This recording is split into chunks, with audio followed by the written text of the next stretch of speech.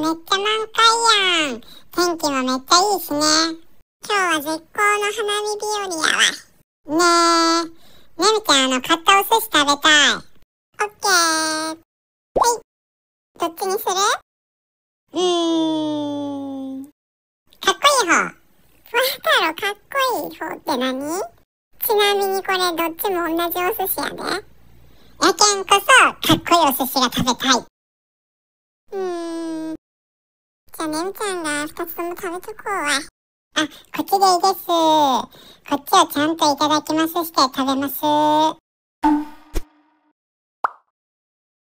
桜も綺麗ですね。